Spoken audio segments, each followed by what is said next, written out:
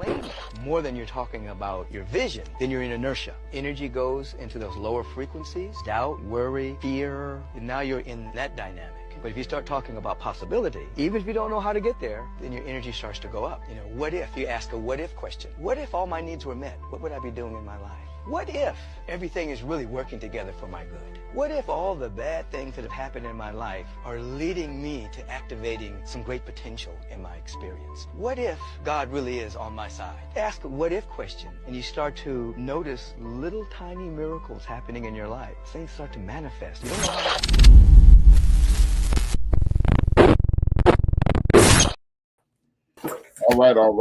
All right. I'm B, Trey. We the B-Trey Podcast. Sorry for being late. Mm-hmm. We're going to jump right into this today. No pleasantries, no this or that. We're going to talk about abusive children, abusive situations, and violence in the community. Yes. This week was one of the more horrific things I've ever seen in my life. It's not like I haven't seen violence in my life, but what I haven't seen is this. I've never seen a group of children jump on an adult. I've been living in the hood 99% of my life. I've been around the hood 100% of my life, and I have never seen this. There has been an erosion in respect. There has been an erosion in rearing children. There has been an eroding at common sense and community, and we're going to talk about that today. As we say every week, you can catch this. If you're not watching this live, you can go to www.theendofthebench.com, www.theendofthebench.com, and you can catch this and all of our work previously and all the stuff that's on End of the Bench Media, Rapper with H-Rap, Few Minutes with H-Rap, and B-Trey Podcast, and other things to come. Now, didn't upload the video because everything, technical difficulties and all that, but there is a national, potentially international story. Young people on Chicago South Side attacked a young lady, and they attacked her child, and they attacked a young lady who was defending her child. This is a person who has sickle cell anemia. This weakens your sister, weakens your body, and she did everything she could to protect her child as she should. Mm-hmm. Afterwards, instead of the children being antagonistic like children do, well, not to adults, but children are antagonistic to other children. Bullying or picking on or whatever you want to call it isn't anything new. This isn't something that just sprouted about in this century. We've been dealing with this as long as people have been on earth. Hell, that's how we got here. We got bullied over here. But today we're going to talk about the actions being taken, the cause and effect, how you fix it, and where does the blame go? Right. First, I want your initial thoughts, Trey, and we'll move forward. About the situation with the young lady that got jumped on by some teenagers, I think that the school, we're going to start there, should be held accountable, then the parents, and then the child. And we're going to work our way around. Because had the school did what they needed to do, this probably wouldn't even have happened. We probably wouldn't even got this far. Because it's not like bullies are new. It's not like we just made up bullies today. I don't understand how a 9-year-old was on a teenager's radar. But had the school stepped in earlier, then we wouldn't even have this right here. I don't believe. I totally agree with you. I think the principal should be held accountable. More importantly, the parents. Let's start at the top of the food chain. Mm-hmm. The parents should be held accountable. There's nowhere in the world my child would be doing this. And everybody always say, hey, man, my kids. No. Mm-hmm. Certain level of respect your children have for you, and I had from my parents. And when you are raised properly, you should have you should know what's going on with your child. Everybody know their child a bully. Everybody know their child is. You know who your child is. Yes. But with that being said, you should know what should have happened is this. You cannot bully someone for 2 school years or a year and a half or whatever we're going to call it. She said 2 years. So we're going to go with 2 years, 2.5 school years. And that child not be expelled. Mm-hmm. That child not be suspended. Mm-hmm. And a parent-teacher conference isn't mandatory. How is it that we've gone through all this and other young people are still being picked on by this little group or this person led by this group or however you want to frame it? Something should have been done 1,000 years ago. Me personally, I was the class clown. I was chaotic in school. I was disruptive in class. making jokes every 5 minutes, getting on teachers' nerves. And I can remember Mr. Payne, principal, dean of discipline, or assistant principal at Western House Vocational High School. I got sent down for doing something stupid one more time. And Mr. Payne said, it's 2 instances. Mr. Payne said, you know what, I'm sick of you. You gotta go home for 10 days till your mama come.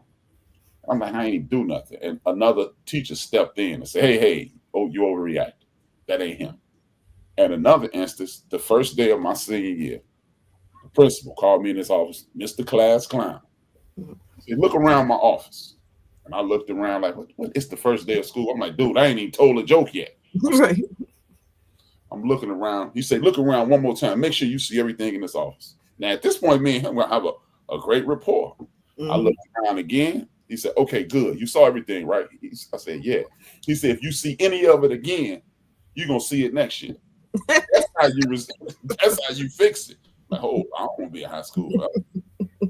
Nah, these jokes ain't that important. Now, of course, being jokes and telling jokes and being a deviant are 2 totally different situations. Yes. But he ain't had to say it twice. And at some point, we need to have administrators doing things like that, stepping in, engaging, letting kids know, look, I know you're a child. I know that, you're going to do what you're going to do childish things, but it's a limit. Yes. It's a limit. You had detentions. You had, you couldn't be in sports or any extracurricular activities. One of the girls was on the ChildrenThe team. Straight A said, there's nowhere in the world you should be in any type of activities or anything like that and still be bullying somebody for a number of years, your name being mentioned. I do think that most of those people at school, like the teachers, the principals, are scared of the parents. It used to be a time when you went to school, the teacher was able to whoop you with the ruler. I ain't saying we got to bring that back. What I'm saying is you were scared of your teacher. You were scared of Miss Harris. You were scared of Miss Black. You were scared because you couldn't do nothing because she was going to get you, and then she was going to tell your mama was going to get you. Now you got these teachers that's 12 years old, younger than the parents, and now they scared to say something because now the parents say, ain't my child that I come up there and whoop her. She can't tell my baby what to do. She better not put her hands on my baby. She with your child more than you probably with your child. You see what I'm saying? Exactly. So she has to instill some type of fear or respect and respect in your child for your child not to do certain things. And if she feels her hand is tied, what is she supposed to do? Oh, well, let them run rampant because now I want to fight the mama. I don't want to do this, but we got to restore order in these schools because we can't let these kids run rapid and have them a false narrative that they could do whatever they want without consequences and repercussions. That's what I'm trying to figure out. And that seems to be the problem.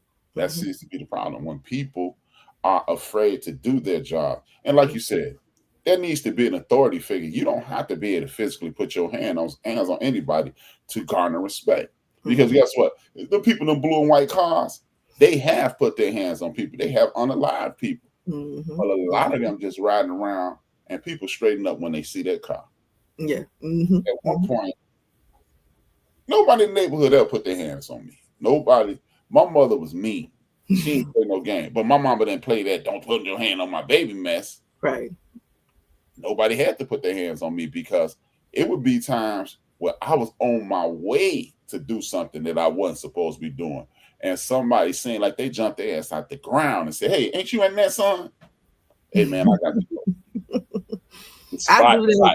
I do that now to each one of my kids. When I found out they was going to the high school that they went to, I know people that work there that we grew up with. I walked around that school and found them. You see this that belongs to me. Anything happens, you let me know, or you discipline and then call me later. Because there's nowhere in the world we finna let this run rapid. I do it now. My grandma was like that. Ain't this man, if she do something wrong, you know what I'm saying? Like ain't nowhere in the world these people are out here like this and y'all just letting them be. Like bring back. What happened to truant officers? What happened to, you know what I'm saying? Like you got to be in at a certain time. You got to do this at a certain time or just be scared to be outside at a certain time. Scared to do anything from anybody adult, anybody know anybody. I swear I used to be on a bus and couldn't curse because I'm scared somebody might know my parent or I'm scared that I'm being disrespectful in front of somebody else's parent. I don't want that to be labeled. These kids think it's cute now to be rah and da-da-da. You can't tell me nothing. My mama said, no. No, your mama could get whooped too. I don't understand why they got this in their heads that they need not to respect elders or other people or children. I've never in my life would have dreamed that I'd be sitting up here watching some some 14-year-old fight a 9-year-old because they didn't like how the mama looked or dressed. I grew up in a neighborhood that people's parents was hypes.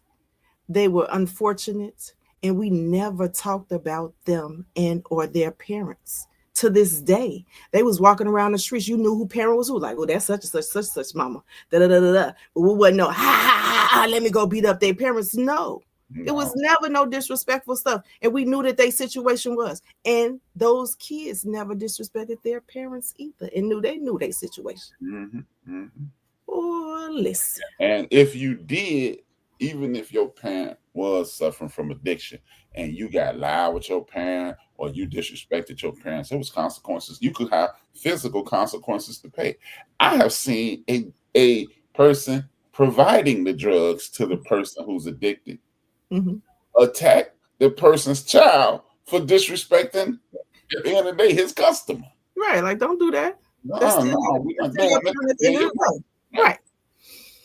And we have moved away from that. And hey, the question, the first question of the day, and this is something that crossed my mind, is the real question is, who's at fault?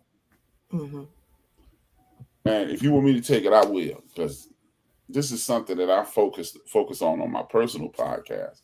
The real question is, who's at fault? And I blame, a lot of people, they'll blame the system. I also put some blame there, but I blame the people who succumbed to the system. 40 years ago, the United States federal government put illicit drugs and violent weapons in our streets. The very first group of people are the grandparents of these people. The early 80s, that they introduced this crack epidemic. But the people who fell victim to it, I blame the people who didn't fall victim to it. Because, see, you don't have no choice. Nobody says, I'm going to wake up and be a drug addict. Right. Nobody says, I'm going to wake up in the penitentiary tomorrow. So you fell into the cracks. I understand. But the people who stayed clean, the people who stayed at work, we just watched people deteriorate, and we watched their children be wayward.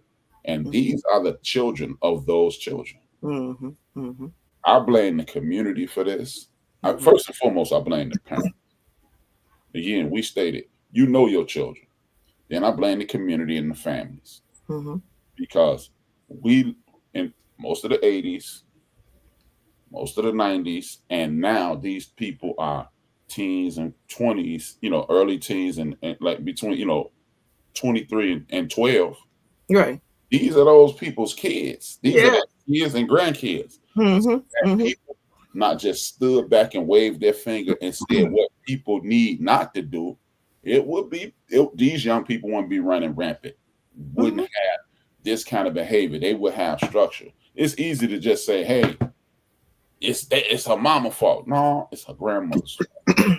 It's your neighbor's fault. Because, see, the funny thing is, had you stepped in when Brian was addicted to drugs in the 80s and been a good uncle, been a good brother, been a good cousin, been a good neighbor. Right. Brian's grandson wouldn't be acting a damn fool right now, because guess what? You'd have helped raise Brian's child. You'd have fed him. Ain't no way. When you came by my grandmother, if me and you were playing and we were on my grandmother's porch or you were around my grandmother's house, my grandmother fed everybody. Everybody knew Miss Williams. Everybody knew Miss Whitmore. Everybody knew Miss Pollard. My great grandma, Miss Whitmore. Everybody knew Miss Pollard, my grandmother. You wasn't going to be around her house acting a fool. I had some experience with somebody once where their child was at my house and the child fired up a cigarette. He was about 12. I said, my man, it's not going to happen. Not here. Not here. I understand whatever you do, but you ain't doing it here. That parent came back to me and said, and I quote, how you going to stop my child from smoking weed? I said, wait a minute. Your child was not smoking weed. Your child was smoking a cigarette. And her mother was there, and she said, it's okay for him to smoke weed? Right. And she was like, Real quote, girl, his weed be better than mine. But it was okay for him to smoke weed. Not when she found out he was smoking Newports, it was okay. It was okay for me to discipline him. But listen to that conversation, young fella. Stop smoking this cigarette in my house. You can stay. Right. Smoke the cigarette here. I didn't even tell him not to smoke the cigarette. I said, you ain't smoking it here. Right. He went and got his mother and brought her back, and she got in my face. She wasn't all belligerent, but she was belligerent, but she knew you weren't gonna put your hands on it. So I just calmly said, I didn't tell him stop smoking weed. I said stop smoking cigarettes. Oh, okay. And that's the problem. That's the problem right there. That's what they got in that school system too. Them parents be scared. That person's mother was addicted to drugs. And that person was wayward because they didn't listen to their grandparents. But again, this is a communal and family problem. This isn't just one person's problem. No. I'm listening. No, because you could tell by they want to be. There's nothing wrong with being your kids' friends, but sometimes they still got to respect you and they still got to know boundaries. It's a lot of people out here that condone that because they mamas was strict or something like that or whatever. So they was like, I ain't gonna do that to my baby because bitch, you're a better person for what your mamas and your grandmas did instill in you. Now your baby running rapid and now you sitting up here trying to figure out, I don't know what to do now. I don't know what to do. I've tried everything. You ain't tried enough because you stood on 10 toes down the first couple. When they was born, we wouldn't be here. My point is now, we need help. We need this. We didn't need it before when you thought it was funny. When they was cursing at age 2 and you thought it was funny. When they was getting high at age 10, he stole my car and you thought that was funny. Oh, kids gonna be kids. Now look at us. Look at us here now. You ain't let nobody, you ain't let the auntie, you ain't let the uncles, you didn't let nobody say nothing to your child because you had a problem with how they said it, how the message was received. They need to be disciplined or respected. Not in this house, just like you said, they can't smoke in my house. I don't care if it was weed or cigarettes, it's in my house. So how did you feel entitled that you could come to me and tell me what I would condone in my home? I don't care what you condone in your home, but you're not going to come tell me that I can't tell your child that they can't smoke. I didn't say never in life. You're just not going to do it here in this house. Do whatever you want to do out there in the real world, but not here in this house. We're not condoning that. My little sisters and brothers still don't want to drink and smoke in front of me, and I'm 50, and they over 30. If my son them or whatever, they over 21, they do certain things that they don't do in front of me. Like, what are you saying right now? Exactly. It's just man, we have lost structure in the community. We've lost respect in the community. See, people think respect is you listen to what I say. No, respect starts with yourself. Since if you are 40 and under, I know you saw respect because you know what? Even if your parent was wayward, your parent was suffering from addiction. Okay, that's cool. It's not cool, but I understand. Understand your parent was suffering from addiction, but a lot of your friends wasn't. You ain't see nobody friends who were wayward jump up in the neighbor's mama's house or, hey man, we over Lil Greg's house. And then Lil Greg mama say something. Hey, Lil Greg mama, won't you shut up? Not gonna happen. So you understood structure because you know what? It's some dudes that started standing outside on the corner when we grew up who helped raise your father and who you saw. You wouldn't try with them. Exactly. You tried it with a sickly woman because you didn't think it was going to be any repercussions and consequences. And everybody always saying, these kids don't have. I use this analogy, and I love to hear your opinion on it. I use this analogy. You have to look at children like a cake. They get all the ingredients. Now, if the cake ain't the way you want it to be, if it ain't nice and soft and fluffy and sweet, it could be a little sour in a 7-Up cake, caramel cake, whatever kind of cake you want.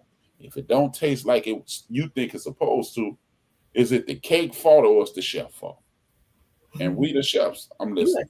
We the chefs. That's just like saying, like, you're right, because it starts in the home. It starts in their environment. It starts with who the people that they're around, because there's a lot of parents that condone that type of behavior until it's broadcasted because you allowed it. I think 90% of them people that bullied that young lady, I think that they were in the home helping them talk about it. Yeah, I'll be seeing her. You helped it.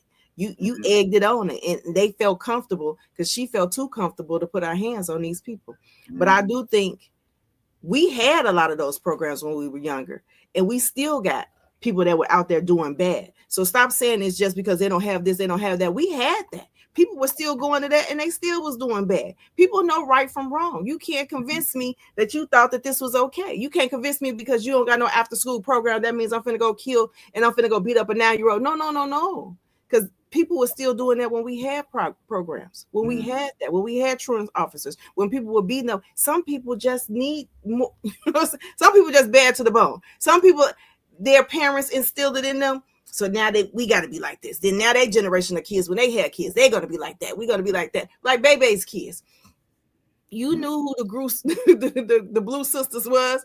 They was instilled that for them youngers. And then when they had their kids, they're going to instill that in them. Then they're going to instill it. It's a generational curse sometimes. So y'all got to look within. You can't keep blaming the outside entities for your bad behavior, for your bad bringing up, for the bad choices that you made within your children. You can't keep saying, oh, I didn't have this, I didn't have that.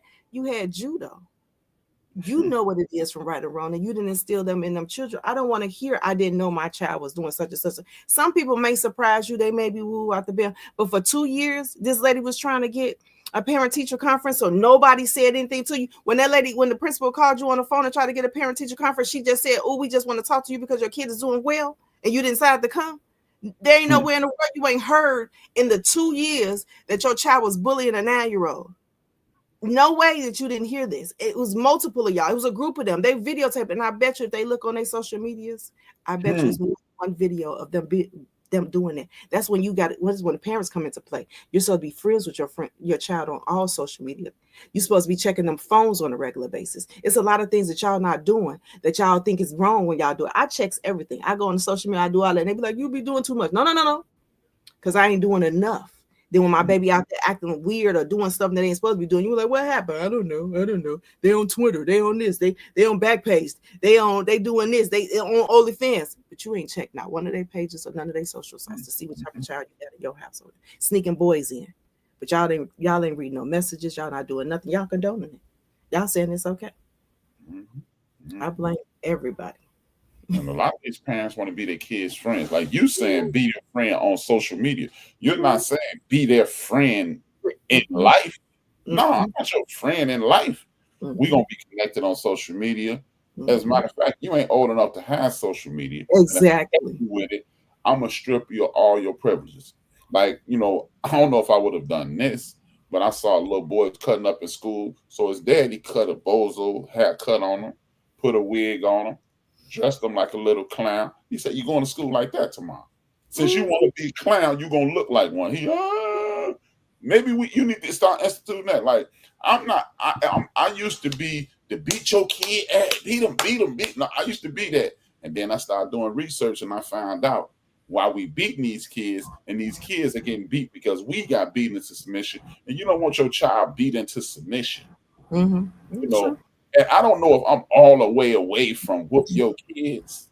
I don't know if I walked up that far away, but it need to be some type of discipline with the child. Because all I know is this: like I watched the Eddie Murphy documentary this week, and Eddie Murphy said Charlie and his brother Vernon, they couldn't go outside if they got in trouble. Eddie couldn't watch TV. Right. Like, hey, going outside. Because we know you don't want to be outside too much. You ain't scared of outside. Outside ain't fearful to you. But you want to watch TV because you want to grow up and be who you are.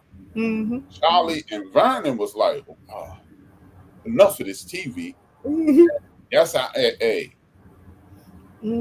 was both. If you wouldn't let me go outside, now my mother was smart enough to go, this dummy is sitting there and watch this TV. But you know what she would do? You can't do nothing but read. You can't listen to music. She knew I ain't want to read. And I had astigmatism, so I would get sleepy. I don't want to go to sleep because it's the middle of the day. So guess what? You're going to read and you better not go to sleep. It has to be some form of structure. You ain't got to beat the hell out of your children. You don't have to destroy your children. But you do have to let them know, like you said earlier, in the event that you break my rules, you will pay. Yeah, it's got to be consequences and repercussions of everything. they keep saying like they want to put these kids in programs so they can be better. What do we do to discipline them for them not doing that? I think that if you pacify them or don't get them a slap on the wrist or whatever you're gonna do, they're gonna think, oh, I got away with it, and then I'm gonna be able to do it again because they didn't have no consequences or repercussions. I literally fought a 9-year-old and a lady to the ground. You telling me to put me in an after school program? So you don't think in their head like, oh, okay, I got away with this. I'm gonna let it die down for a little while, then I'm gonna do it again and again and again. Since these children are so image conscious, how about this? I've never done, but community service. I've been seeing them dudes on the expressway cleaning off the interstate, cleaning out some of these vacant lots. Community service is an option. Or you can go over here on Ogden and Roosevelt Road. You go out to the west suburbs of St. Charles, where the juvenile detention center is. We can send you there. You mentioned something when we were talking about the show, Scared Straight. And we need to bring those programs back. Maybe we need to put up, like some of these detention centers have been closed. Okay, rehab them. Let them sit in there for a weekend. Don't just sit there with the criminals. Hey, we're gonna get you with. No, right. Sit there for a weekend. If that's what you're accustomed to, not a problem. And then how about this? You sit in here for a weekend for a year. You come here every weekend. We put you in one of these jumpsuits and you clean up in the community. How about that? See, no internet, no phone, no stylish clothes, no nothing. Because people want their children to like them. Me personally, I've never cared if my children like me. Be honest with you, I don't care if my children even love me. But you know what? My children understood. I don't want to deal with dude. He makes me, man, my son. Exactly. I could go send my son a link right now, and my son will say, yeah, I used to want to push him in the street. Good. That means I did my job. My job. Exactly. I don't need you to like me. I don't need you to love me. But you know what? You're 32 now. You'll be 28 next month. I bet you not stupid. I bet you wouldn't have run up. I saw my child. I saw a lady lie on my child. The next door neighbor, she was scolding him. And she didn't even know I was in the kitchen. He didn't know I was in the kitchen because I was standing behind the door. Neither one of them could see me. And she's standing in the line because I watched the whole interaction. And all he said was, yes, yes, yes. And then he walked in the door. He slammed the door and saw me. He looked I'm in trouble. I said, hey, I heard it. She was lying. And when you said, yeah. I said, hey. And I told him, this is why I'm telling you to stop lying. You think you gonna outsmart me? Like I be telling to this day. He's 32. BJ, you the only one that hasn't been 32 in this conversation. Right. I'm almost 32 times. You, I say, BJ, and I tell him, B, let me tell you something.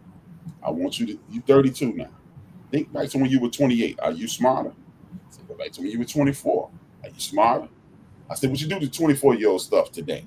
No, that was, I say, exactly. You still learning. I'm still learning. It's a 65-year-old man looking at me like I'm a big dummy. So, hey, but you have to continue to learn and grow. And these people are not holding their children to any standards. They're treating it. They the victim. This is my least favorite sentence in this whole situation. My baby is a straight A student. Yes. So, captain of the cheerleading team, honor society. Like I don't care. Like Jeffrey Dahmer wasn't a straight A student where he was from. He went to college too. You think that he in a deviant? No. Okay. John Gacy, a lot of serial killers are smart. Yeah, that's what I'm saying. This ain't Ed Gein. They didn't have a negative IQ. I remember we used to fight back in the days. Back in the days, those people like we used to fight and they had weapons or they used to do stuff. They actually went to the Audi home. It's a couple people that got time behind fights. Like they went to the Audi home for 9 months or better. What are you telling me? These people are stumped. Isn't that child abuse? Even if it wasn't bullying, is it not child abuse? Because had that have been my child and I'd have punched them on TV and recorded it, y'all had took my kids away from me and I'd be in jail. So ain't this the same instance? Then when you go to, you can't even go around senior citizens because it's some type of abuse. So what is this? Elderly abuse or adult abuse? What is this? No, it's called assault. It ain't abuse. It's called assault. And you go to jail for assault. I think you should. I don't know what we need to. I don't know. Yeah. You videotaped it and thought it was funny, and y'all thought it was gonna go a different route. That's my whole point. And then now it's the fake remorse. I didn't know. You knew exactly when you hit that baby and that baby called for his mama and you hit him again. You knew exactly what you were doing when you did it. You had no remorse. Something's wrong with you upstairs. I don't want to hear there are kids. You knew better. You didn't feel no remorse. You didn't feel no pain. You didn't feel nothing because y'all kept doing it. Y'all kept laughing about it. Like the people on the videos are laughing like it's funny to watch. And clearly you see that lady is sick or something's not right with her. I don't know what it was. Right. Exactly. So I'm not knowing until the backstory comes that she got lupus and sickle cell or whatever. But my point is, in that video, you knew that she didn't have the strength to like take y'all on. So y'all thought this was an easy kill or easy win for y'all. So y'all kept egging it on and kept going over. Y'all knew and y'all kept on doing it. I don't want to hear. I don't want to hear no apologies. I don't know if I want to see y'all get beat on live. I want to see you in court. Like I want to see you in court. I want to see you not walk across the stage. I want to see all privileges taken away from you. I want to see all of that. I want to see consequences and repercussions. I don't want to see no black eyes. I don't want to see y'all stomped. I don't want to see none of that. I want you to feel it. I want you to feel it because those scars going to go away. I want you to feel. They said a little boy having nightmares, waking up in the middle of the night screaming. Y'all did that to that little boy. Just imagine what that means to the mother to see her baby getting beat and she couldn't help her. You know what I'm saying? Yeah, as a parent, not being able to help them. Just imagine if she had something on her for her protection, because a lot of people are concealed to carry. She had every right to put y'all kids on a t-shirt. Every right. But y'all didn't understand that. About my baby, y'all don't understand my baby. You're right. I don't understand your child. Because you know what?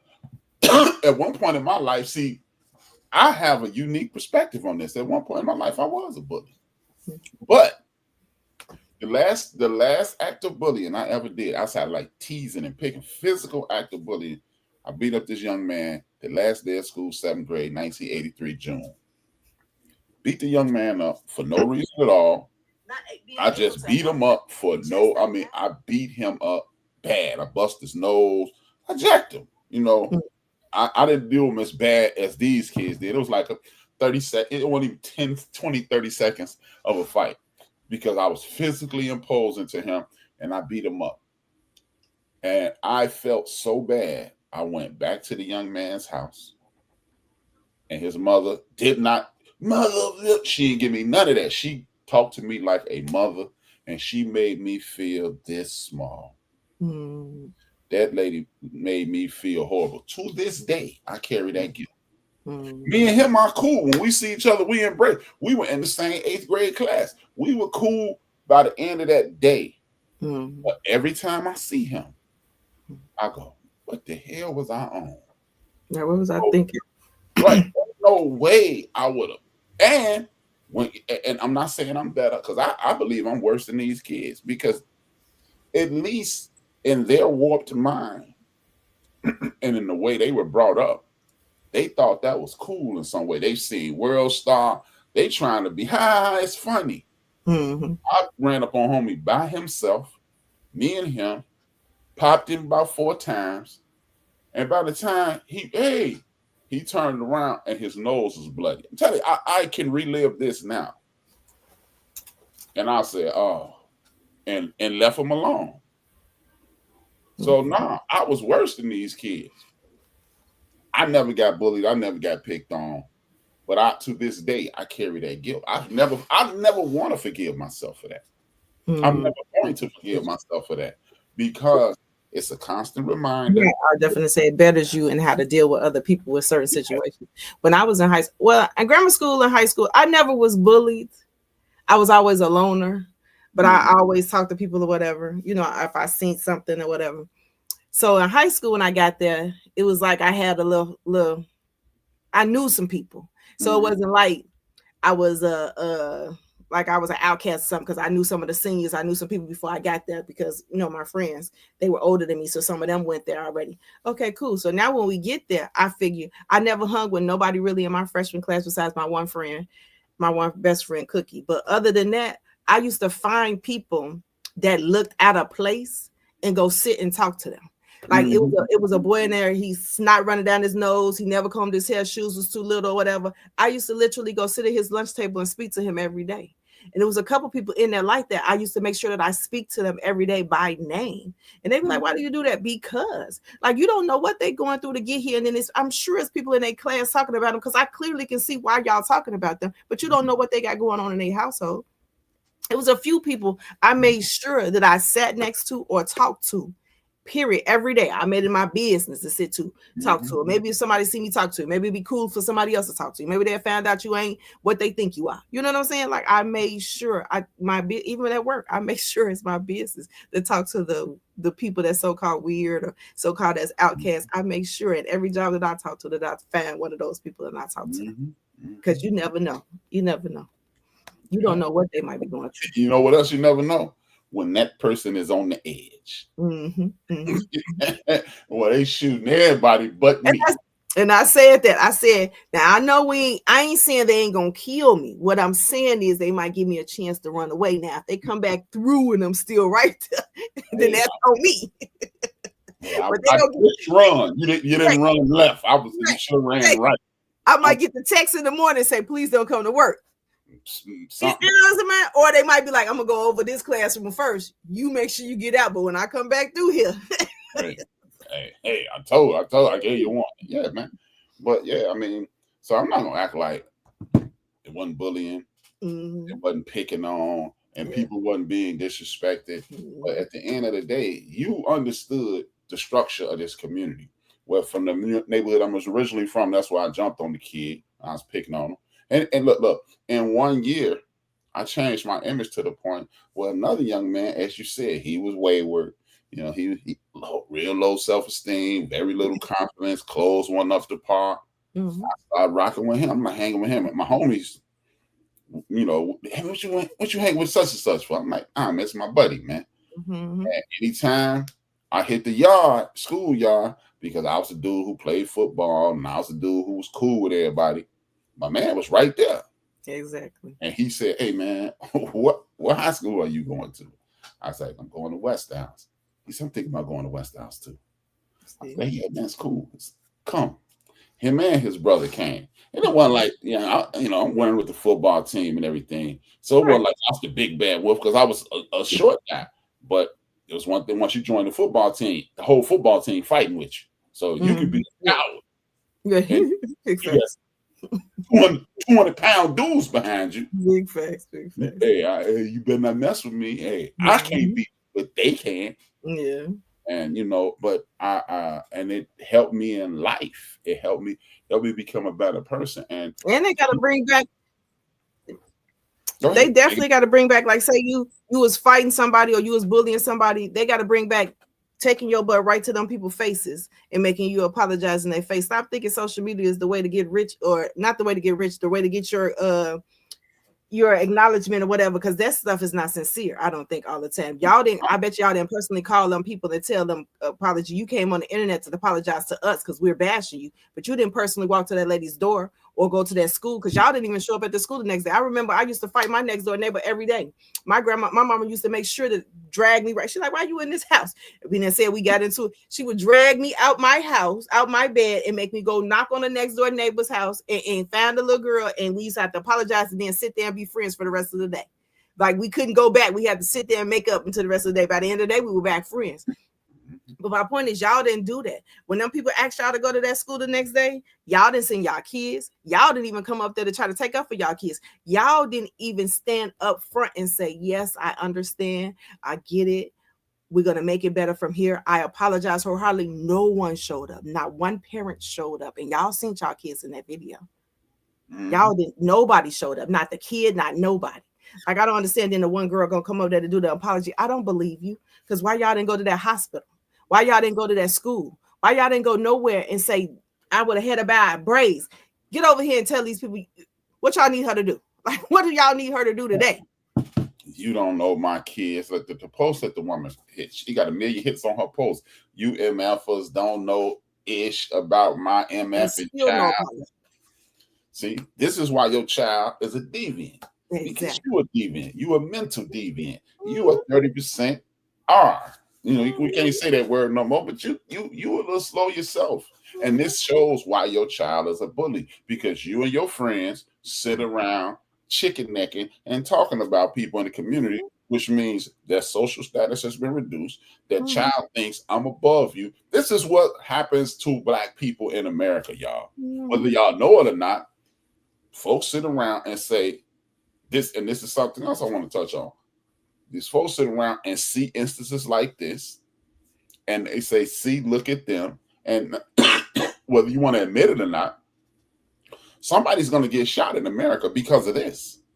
Somebody will be disrespected because of this. Because you know what's funny? I told you this before the show. It's amazing how the whole world saw this. Potentially the whole world saw this. Everybody in America, everybody who's on social media in America saw this. It went back to violent people in Chicago, Black people are wild. And guess what? How many people that's going to watch this? How many people going to watch this heard about the school shooting in Texas 2 weeks ago? Because I definitely did. School shooting. See, everybody hear what I say, and oh man, you tie everything into some type of conspiracy. No, I don't. No, I don't. Because guess what? I'm not from the South Side. I was born on the West Side. I was raised on the North Side.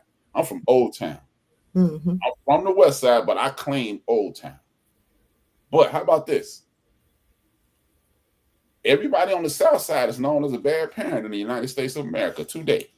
Every Black parent on the South Side is horrible, according to the media. On the South Side of Chicago, all them good parents at their school, all those good children at their school, nobody paying attention to them.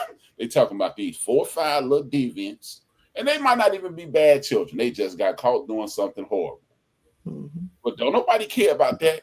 It's the violence in Chicago again. Oh, by the way, since we're gonna talk about this, I'm gonna interrupt this show and add a little bit of my show in it. I looked it up the other day. People who are always talking about Chicago and the violence. Chicago is number 84 in regards to violence in the United States of America. Who knew that? It's 50 states. We almost can go through America twice before you get to Chicago. Right. If you would like to know the toughest cities in Chicago in regards to violence, you got, work with me, y'all. I got my glasses coming in 2 weeks. Y'all got Memphis, Tennessee, Oakland, California, Little Rock, Arkansas, St. Louis, Missouri, Pueblo, Colorado, and a whole lot of brothers there. Missouri, Cleveland, Ohio, Detroit, Tacoma, Washington, and a whole lot of brothers there. And number 10 is Baltimore. Albuquerque, New Mexico follows that up. Dayton, Ohio follows that up. Peoria, Illinois, and Houston, Texas is the top 15. And number 15, let me get to this. Number 15, Birmingham, Alabama, Lafayette, Louisiana, Denver, Colorado, Springfield, Missouri, Shreveport, Louisiana, Salt Lake City, Utah, Springfield, Illinois is top 21, Evansville, Indiana, Philadelphia, Lakewood, Colorado, Seattle, Washington, and that is the top 25 most violent cities in these United States of America. If anybody didn't notice, I did not say where I live, Chicago. Right. See, they put this on television to distract me, and I will be talking about this Monday. Notice we're talking about an individual incident that is horrible. Yes. I'm not trying to minimize it. Yes. This is a horrible situation. Should have never happened. But a school shooting happened in Texas. Shouldn't have happened. Guess what? Some of y'all parents, uncles, aunts, cousins who are elderly or seniors may not make it through 2026. You know why? Because the Affordable Care Act, they're trying to do away with the provisions that will help your elders not be able to maintain their life. Because I can't get blood pressure medication. I can't get diabetes medication. You're going to be amputees, and you may potentially transition to the other side. We're talking about an individual situation here in Chicago, Illinois. Yes. That's what we're talking about.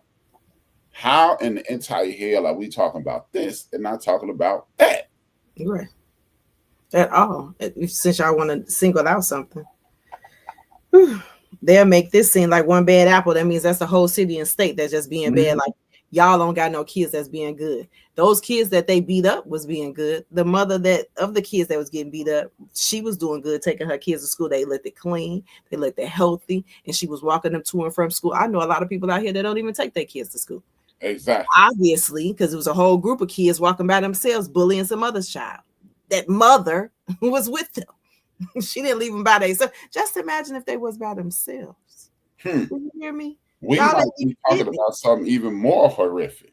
Right. Yeah. What if they and then the mama apologized with the 4-page letter? Not even apologize. That's what I want to say. The mother wrote the 4-page letter about her child, but never apologized. You should have came on Beyonce's internet and said, "I apologize for my child's actions. We will deal with this accordingly. My heart goes out." You didn't say none of that. Y'all don't know my baby.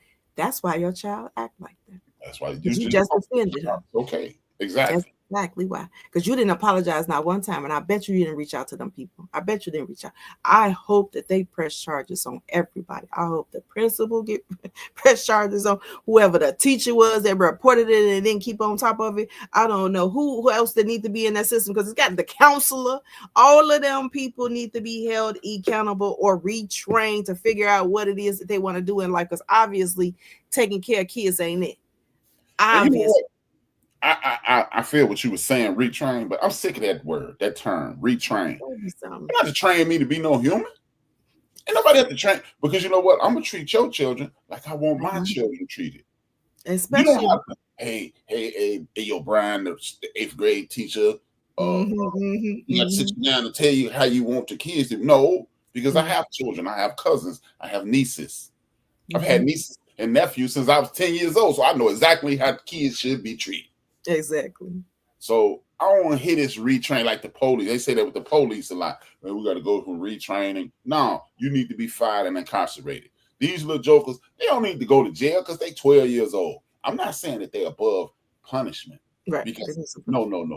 We're not saying, you see, they kids. No, because at age 12, I was 13 years old. At age, I was leaving 7th grade, so I was about to turn 13. At age 12 that day, when I beat up my man, I knew it was wrong, but I was on some nonsense. I was stupid at that. In that moment, I had a moment of stupidity, and I carry the guilt to this day. We're talking about almost 45 years later. I'm still like, oh man, what was I on, man? I definitely think I see my man. I think that.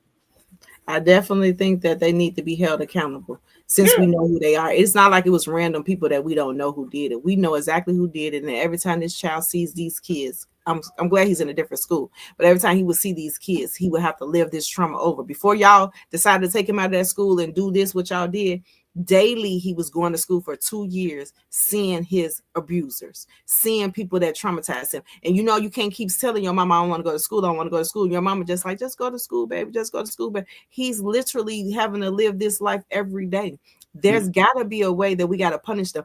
I ain't saying you got to go to Rikers, but you got to go somewhere. Something has to happen, like you said, for weekends or after school. I don't know what you need to do. That they need to go to court. They need some probation. They need somebody to be able to check in. They need to check in to make sure that they still on the straight and narrow for a couple of years, and they need to put in some community service or something that is not glorified. Nothing, not no sleepaway camp, not no after school program. I need them to know that it's consequences and repercussions. I need them to do something that they think or they deem as a punishment, or it's humiliating to them, that they know that I will not want to do this again. I don't want them coloring and drawing. I don't want none of that. I want them to know this is what happens if this is and it could go to the next level. I want that on their record, so that way if they do it again, because we already got this, if they do it again next, how you get that verbal? I want you to get that verbal, then it's going to be that written, and then it's going to be that consequence and repercussions, because this ain't their first instance. It's people coming out saying that they were bullied too. So my point is, how do we get them to stop? Because they was going rampant. They was going wherever. They need to go to court. I need them to get some probation or some supervision. I need no supervision. No. You need to me. No. See, supervision is when you picking, talking. harassing. Then you need some, hey, let me talk to you, young fella, young lady, and this is not cool. Then you get that. What we need now, these young people need to be cleaning up vacant lots in the community. You need to be doing something that people will be looking at you. Because, hey, it's people still, hey, I got friends. We were on the phone one night. It was real late.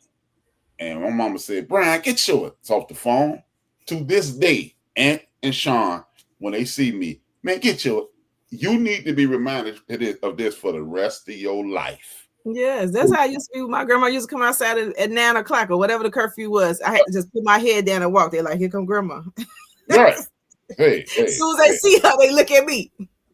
But hey, you know what time it is. You know, hey, it is what it is. You know, I can remember times. Hey, I was like 16. My mom, I'm like, yes, Mom, look, hey man, at 8 o'clock I'm going in because I don't want this no more. I'm tired of you crawling down in front of my homies saying I got to come in the house, even though he did have to come in the house, and I knew it. Yes, but I was in high school. Yes, stay in the house, lady, stay in the house. Hold. Tony said this. Tony Williams said, "Thank you for the support." He said, "All involved." Well, you gonna have to read it. You know I can't read it. It says all involved should be brought up on charges, especially the parents. Yes, everybody. Yes, everybody. I want this on their record too. Bad parenting. Is that something to charge you could do? Is that a charge? They need to bring it is, but you know what? It is in the city of Chicago. There is a city ordinance saying you could be charged up to $5,000 for not properly parenting your children. And it even has a provision in it. It ain't just your child selling drugs and you at work every day. No, when you know your child is reckless, you're responsible. Exactly. And guess what? Maybe they parents need to be in some yellow jumpsuits, standing on the side of the road or picking up trash throughout the community. Because you know what? When you can't go to Little Greg party, because you got to clean up the vacant lot. Right. Or you too tired because you've been cleaning up the vacant lot. And ain't no. Tell you what, if we could put your child in this act the damn fool program for 6 months, you got to go for 18. I guarantee you, nobody else kids in it. And now if the conversation goes for, if you have my ass out there picking up trash, it's me and you. That's how you fix it. Exactly. And then to make it so bad, they don't know right now the way the internet is and the way people are going viral. Y'all can end up losing y'all jobs, maybe because of morality clauses. Like y'all in the internet and social media doing all this recklessness. You weren't on my radar before. Now you're on my radar. Now your job, your supervisors, manager, CEO don't want your name attached to their place of employment. Then where you gonna be at? Even if they let you stay, you'll never be a supervisor. See, this is how you fix this. See, everybody beat the kids, No, you ain't got to beat nobody. But you know what? You could beat them between the ears because I ain't met a person yet that man. You know what you on this weekend? I'm on the side of the road picking up that trash, Jack. No, ain't nobody doing that. No. Right. When you had you and your mama because you don't know how to act, shoveling snow, picking up trash. And doing all this stuff that don't nobody want to do, I guarantee you're going to act a fool one time because your mama going to tear your ass cat raggedy when you get in the house. Whether I agree with that or not, your parents going to make sure they never have to do that again. To me, that's how you fix it.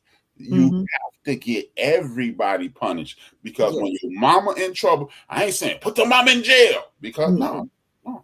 But you know what? We've been complaining about your child for 6 months, and you didn't see about it.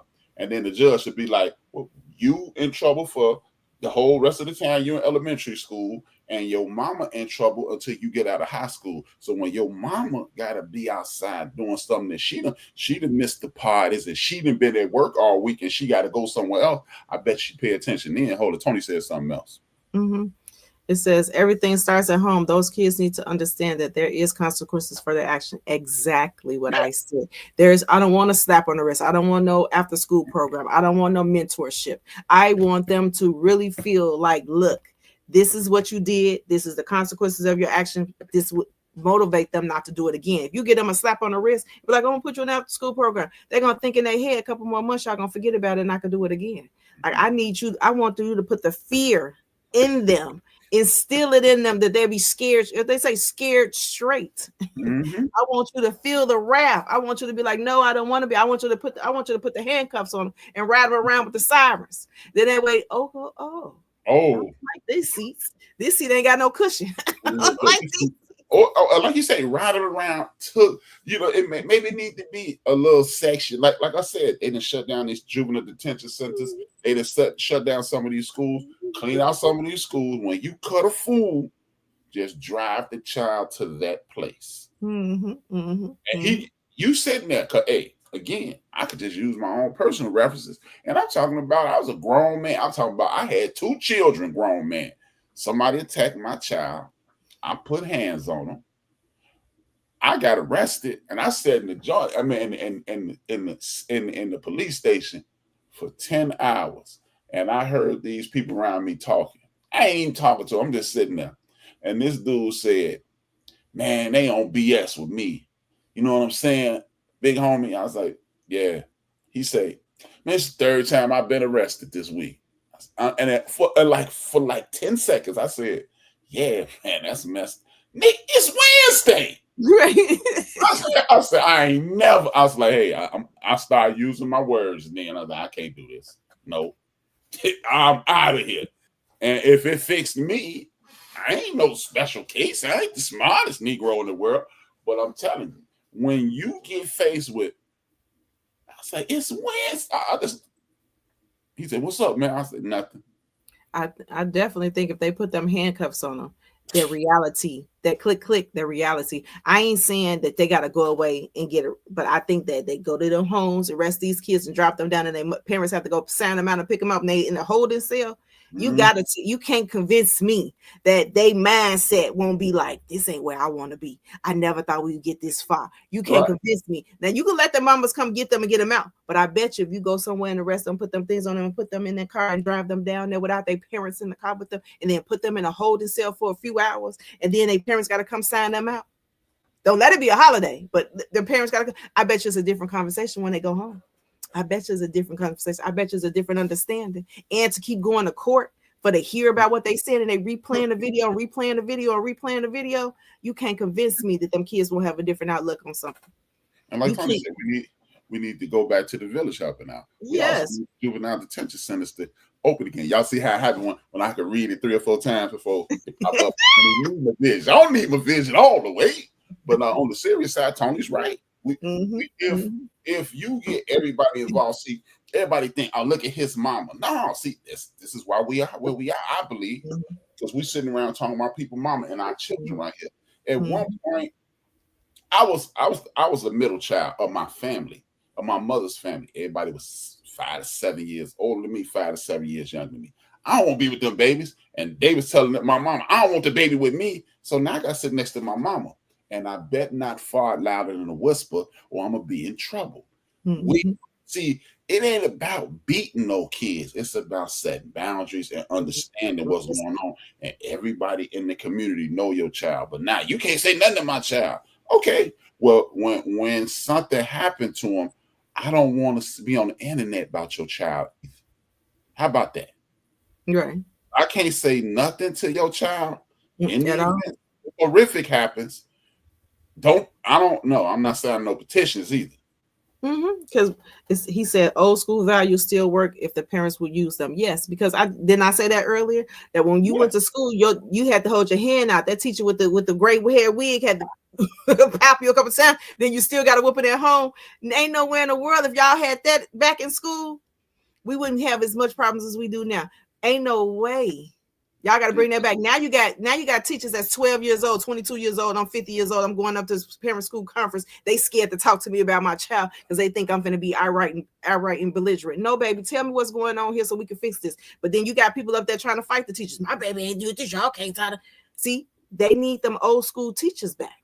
Them old school principals, old school teachers. Remember the principals used to come to your house sometimes. Well, y'all ain't forgot. Y'all forgot principals used to come to your house. If you was smacking on gum, you had to put that gum right here. You got to humiliate these kids sometimes. you gotta figure it out. You should have had gum I was as a child. One of my grandmothers lived on the south side of school, and my other grandmother lived on the north side of school. And my auntie, my grandmama's sister, was a teacher. 2 of them. So they knew my whole family, and I was still an idiot. But you know what? I was age appropriate idiot. I was in this joke, cut up in class, ha. I'm gonna tell your mama, wait a minute. Hey, you're not gonna do that now. I'll be quiet. Because baby, you can't whoop your kids out in public. You knew you was gonna get in trouble. You knew you was gonna get in trouble. Your parent had to come up to that school. Baby, don't have me come up to that school because you finna get embarrassed. You finna parents don't even do that no more. Parents didn't even come to the parent-teacher conferences. They didn't. Them people were asking them for 2 years to come up to that school, and they still didn't come up to them school. Ain't no way in the world them kids wouldn't expel. Ain't no way y'all didn't expel them kids. 41 years ago, man. 41 years ago. I still remember freshman year grades. I got all C's and D's. I got a D in gym because I was late every day. It was first period. I didn't think it was no big deal. I was showing up at 8:05. Who knew you was in trouble for that? Because I didn't go to orientation, but that's another stuff. And I'm like, my mother slapped the hell out of me and said, Mr. Football Player, your ass can't even play right. Every time I think about football, I hear that. So, I mean, man, like Tony said, old school values, and I'm not even saying hit your child. But there's certain things that my mother said to me throughout my life in anger that was not detrimental, that was not denigrating, but she just let me know, boy, you got to, I will. And now it's sad because it's kids raising kids. They don't know about respect and morals. Yes, because now the grandmas is 35 years old. You know what? I somewhat agree with that, but I agree with it a little bit. People understand, Tony, man. We keep saying people don't know. Come on, T. I don't care if you were raised with wolves. You don't run up on lions. You don't run up on elephants. Okay, if these kids were as bad as they say we assume that they are, why they ain't running up on the police? Exactly. Why they ain't running up on people that can potentially fight back? Yeah. You knew exactly who you were bullying. You knew exactly. You saw somebody vulnerable and you preyed upon that. You used them as prey. Yep. See, I refuse to believe that these young people are just so oblivious to what's no. Oh, see, you wasn't raised right. Hey, man, my mother talked to me about everything from sex, death, finances. I learned how to write out a check and pay bills at age 12. She's like, okay, she showed me how to do it and said, that's your responsibility. So I had to pay the light bill, had to pay the bill. I wrote out the checks and everything. I knew that. But you know what? Guess what conversation my mother never had with me? Drugs. Don't do drugs. In the middle of the crack era. I asked my mother right before she passed, I said, Mom, you talk to me about everything. Why didn't you ever talk to me about drugs? She said, I knew who you was, and that was your thing. And it wasn't my thing. Now, she should have talked to me about sneaking bill. But that, but you know, back in our days, they had it always broadcast. Why they don't got that broadcast anymore? What happened to Dare? What happened to the dog? Remember the dog? They still, the program still exists. But see, it was all over the TV. It was all in your school. Do them people still come up there? It was Moms Against Drunk Driving, Dare. Yes. But see, we are in an era in which they need us to be stupid. Look at what's going on with the government right now. Yeah. You know, that's why I do my program. And I don't be trying to promote my program on here, but that's why I do it, because it's so many little things that we are totally unaware of. Like, I give y'all I call them fun facts. Mm-hmm. One thing that, like, you know, everybody, black people eat watermelon and chicken. Do y'all know this is why watermelon and chicken was presented to us as negative to eat? Because when our ancestors were freed from those plantations and emancipated themselves by winning that war, don't let nobody tell you Abraham Lincoln won that war no, we won that war. They were getting their butt kicked. They let us fight. 6 months later, the war was over. Mm. But when they were released from those plantations, black folks said, we're not eating no more meat. We're not eating no more pork. We're going to eat watermelon because it's nutritious, hydration, and it's good for our skin and things of that nature. Mm-hmm. It's probably one of the most healthy fruit you can eat. Yes. So our people started over-indexing on watermelon. Mm-hmm. And they was growing it and they was selling it. And white folks was losing money. So they made it embarrassing to eat. Look, that's all they eat is watermelon. Mm-hmm, mm-hmm. Embarrassment. That's why it became an embarrassment. We don't even know. See, it's little things like that you don't know about your heritage that makes you grow up oblivious and think, oh man, this ain't where it is. This ain't what it is. That is what it is. Mm-hmm. And we need to start engaging with each other. It needs to, you and Tony said it best. If we start going back to the village, how about speaking to the person? Just when you walk past, hey, how you doing? How many people on your block do you know? If you live in an apartment building, how many people on your floor do you know? Mm-hmm. I live at, what was it, 2115 B Maypole from 2005 to what? To about 2016, 17. I didn't know nobody's name around me. That one dude across the street, me and him, we talked every day. But to this day, I don't know. Hey, that dude name is Hay. That's all. Lived there 10 years and didn't know anybody's name. I know about 2 people on this block. See? I don't know. And how can we expect people to have love for each other and we don't even know each other's name? And you're right about that old school values, because when my grandma stayed with me in my other house, I stayed in that house 15 years. She moved in with me for about 5 years, maybe, or whatever. She knew everybody on that block. I swear for the Lord, she knew everybody on their block. She knew their names. She used to be making plates for the man next door. I'm talking about, she was just a busybody. Like, I'm like, girl, who you know? She's like, yeah, that's such. They got some kids, and their kids go to that school down there. I was like, how you know that? She knew everybody on that block, and I loved it. She was like, it kept her busy, kept her in. That's how it should be. Like, we should be saying, hey, we should be saying, have. These people be so stuck in their ways and want to be in the house and scared that somebody gonna do something, like you doing something. No. It takes a village. We want to protect this block. I get to know everybody, because by her knowing you never know. She probably know that man ain't supposed to be in there. Why are you in this? You know what I'm saying? Be nosy sometimes. Mm-hmm.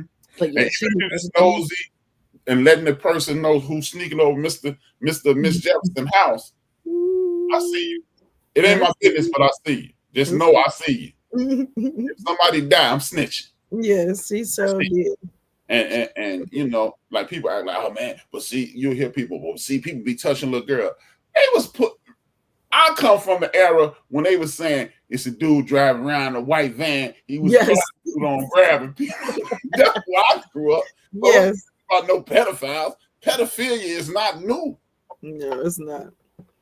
It's not, because that man with the big Cadillac with the bumper system, you knew while he was riding around in your block. Please don't act like y'all know it was brand new. You knew, and he had the little 12-year-old in the front seat. We going to the store. No. You knew.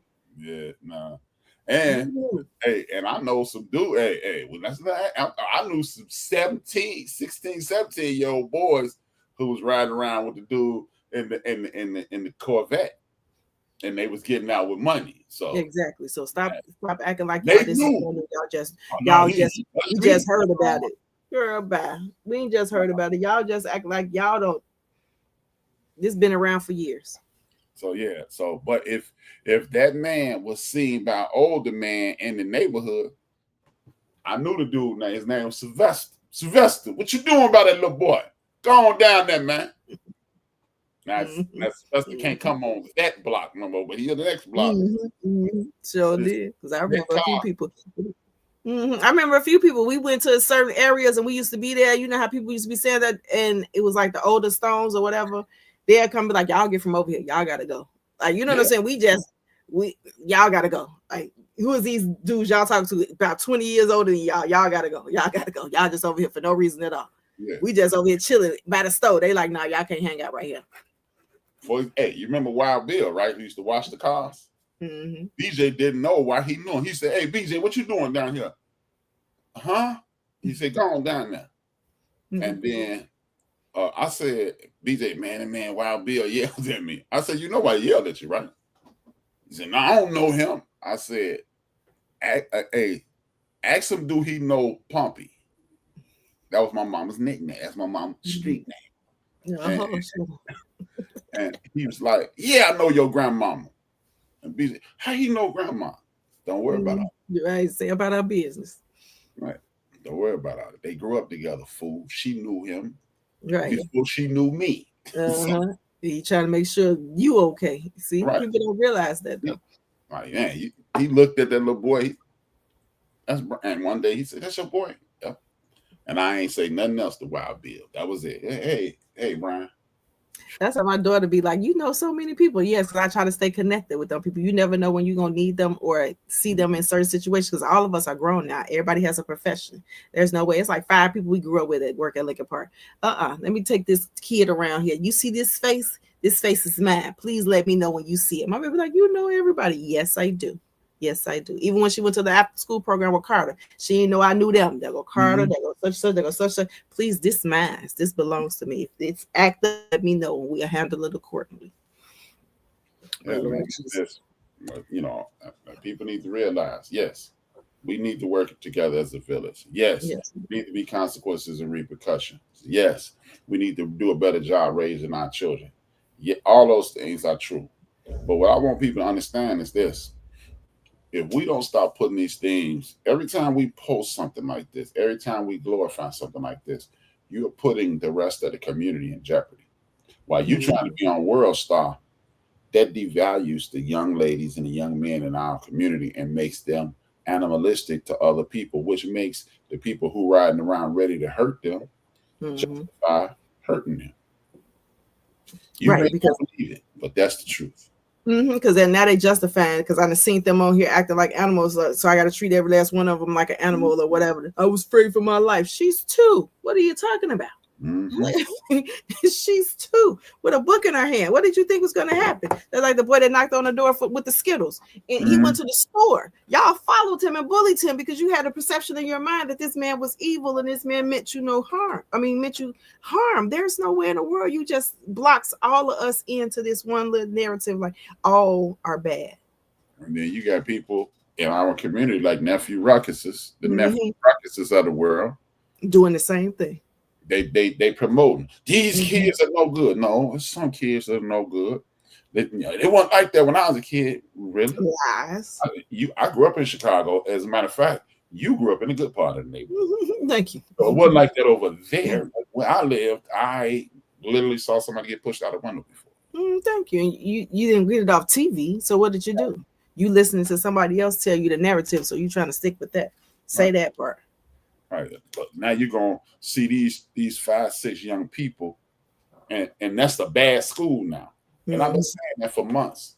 Just because you see 10 people standing outside doing something they aren't supposed to do, that does not make that a bad neighborhood. That's a bad image. But what about all the people in the house raising their kids on their way out to work that you didn't see? That's how they was trying to glorify, like do the projects. All the people in the projects ain't bad. Everybody that's on Section 8 or low income ain't bad. So stop doing that. Like there are actually people out here raising their kids and providing for their kids and making a better way for them. Exactly. Y'all don't hear me though. Who's in the projects? Everybody. There's scholars that came out of the projects. What are we saying? As a matter of fact, the former district attorney of Chicago, Illinois, elected 2 times, Kim Fox, come from our neighborhood and can bring the green projects. Right, like what are you saying here? So yeah, don't do that. Don't do that. There's people. One of the people who used to be a high-ranking person in the military, who used to run the military, comes from Cabrini Green Projects. So please don't. Everybody who's in the hood, everybody who's in the projects is not bad. If that's the case, it would be the majority of people that look like us in jail. And that's another lie that's being told. Exactly. It's overrun by black people. No, it's not. I do too. I live on the south side of Chicago, yes. I do too. And a lot of people are scared of the south side, just like the south side is scared of the west side. Right. So I don't know. Like that's the part that lets me know that all y'all do is pay attention to the TV. Because if you live in Chicago, y'all think if you don't live in Chicago, the West, the South Side is crazy. I don't know what's going on. But if you live in Chicago, the people on the South Side scare the people on the West Side. Yeah, so it's because a lot of people, I ain't going on 79th. Then now you guys, then the people on the South Side, I ain't going out West. I ain't going on Madison. I ain't going none of the place. Yeah, I'm not doing that. Like, I remember this dude named Dave. Dave rode when everybody used to meet up at the Circle. Dave rode past me at the Circle. Hey, I'm on the West Side. Like he had discovered something. Like, I'm still living. I made it. I made it. Look at it ain't bad as I thought. It ain't bad as I thought. Look at me. Look at me. Like, he said it like he did something. Like he climbed the top of Mount Everest. I'm like, hey, okay. See, that's what I'm saying, man. People stop allowing people to create narratives about you and your people, and then living out those narratives. Yeah. The South Side is not. I don't care where you are on Earth. I don't care where you are on Earth. You take away opportunities and resources, and you will get crime. Yes. That is the literal recipe. How do you make crime? Take away opportunities, take away resources. And people are going to enter survival mode, and they will do what they have to do to see tomorrow. Because they ain't trying, I gotta see Friday. Nope. I gotta see Sunday. That's just like right. That's how they doing with the people with ISIS. Those people are coming in here to take these people away. So now they're scared to go to work. So now they're trying to figure out what they need to do to survive. So now cars are getting broken into, establishments are being robbed, people are being robbed because y'all took away whatever source of income that they had. They scared to walk out their door. Now, how do they feed themselves? How do they get money to pay their bills? Now, all of a sudden, we got more crime up, but y'all think it's us. But there's more crime up, but y'all created that narrative, though. You know what I'm saying? Y'all created that narrative. And I'm gonna talk about that Monday. I'm gonna record it Monday and talk about how we have fallen right back into the circle of foolishness. One of the things I'm gonna talk about is when we were emancipated, when we allowed the United States of America to continue to be a country, meaning Black people, by winning that war, they tricked white people into saying they taking your jobs. Y'all ain't had no jobs. We had the jobs. Right. Thank you. You ain't had no job, white man. What you weren't picking no cotton. You weren't raising no. You weren't building nothing. Right. Exactly. Doing your thing. We actually did you a favor because now they gonna pay you more than they paid me. They wasn't paying me nothing. They got to pay me a dime. So now they got to pay you 15 cents. So we did you a favor again, and then now we are dumb enough to say they taking our jobs. Come on, y'all. They don't even flip the record over. They just started over. So talk about that Monday, y'all. We gotta stop falling for the okie doke. Do our children have some additional distractions that we didn't have, like social media and things of that nature? Of course they do. Are they worse than we are? No, they're not. Understand these children are not worse than us simply because you see it more. Because when you grew up, it was news on 2, 5, and 7. Then they added 9. In 1988, they created CNN and everybody laughed. 24-hour news, how stupid is that? Guess what? They have to put something on that stuff. So, and if it bleeds, it leads. So, of course, they're going straight to the people who they want the whole world to be mad at. Ask yourself why you've never seen an Asian person go to jail on TV. They in there, but you never seen it on TV. The largest criminal organization on earth is the Russian mafia and the Asian mafia, but you've never seen an Asian person go to jail. You've never seen a Russian person go to jail.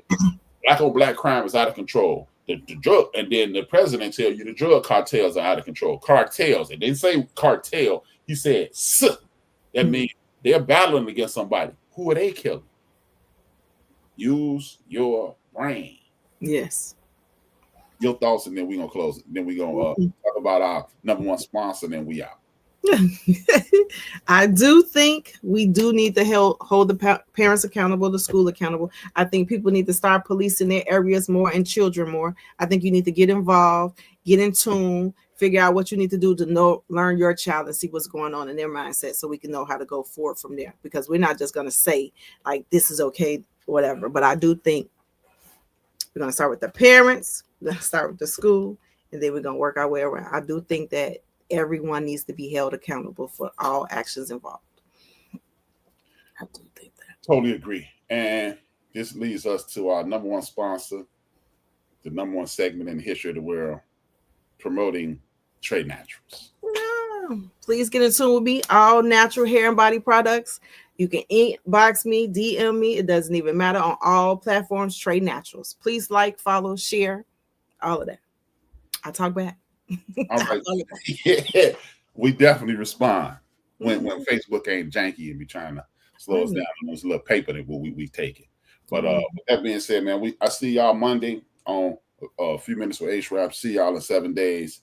I got an idea, so yeah, we gonna hold on anyway. But I got an idea for next week. So 2 things, 1 word. She Trey. I'm B. We are.